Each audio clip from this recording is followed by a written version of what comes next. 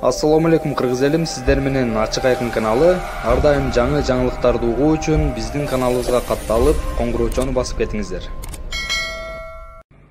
Урматтуу достор, мен буга чейин парламентте жыштык сатуудагы коррупция жөнүндө сүйлөгөн сөзүмө премьер-министр менен башкы прокуратура жооп бериптир. Мен дагы өзүмдүн пикиримди билдирип коеюн. Ал жерде Абылгазиев айтыптыр, мен Жанар Акаевдин өзүнүн абийирине койдум дейт.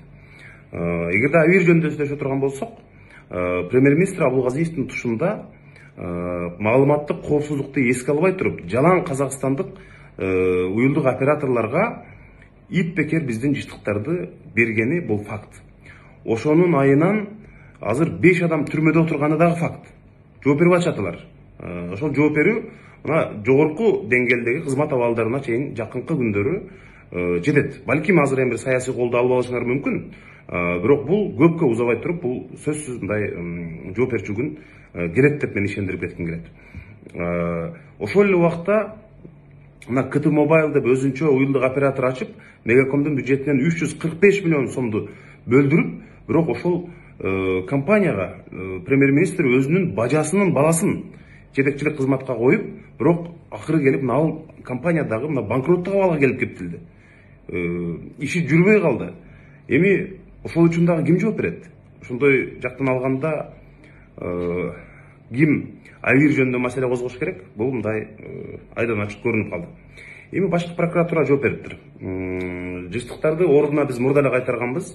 Бул жерде Жанар Акаев биздин эмгекти мындай өзүнө менчиктеп атат дегенсип бардык сайттарга мындай жооп берип атат. Эми ошону эмне үчүн мурда айтып койгон жоксуңар? Эмне үчүн аны басып мындай маалыматты жашырып жаттыңар? Же ушул жерде дагы премьер-министрдин аты аталгандан кийин күмөндүү жагдайда балким билинбей калышы мүмкүн деп маалыматты элден жашырып аттыңарбы?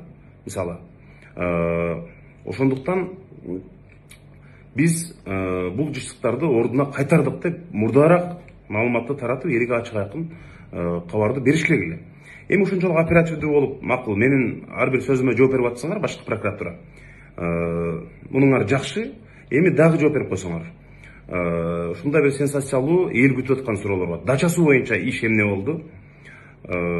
Батукаевди экстрадициялоо маселеси эмне болду? Бажыдагы жанагы контрабандалык чуулгандуу иштер эмне болду? Ушул 3 суроого мага тез арада жооп берип койсоңуздар. Анткени мен кече Facebook'a берген маегим үчүн дароо реакция кылып жооп бердиңиздер. Эми буга дагы жооп берип койсоңуздар. Элдин бардыгы ушундай чуулгандуу маселелерге жоопту күтүп атат. Рахмат.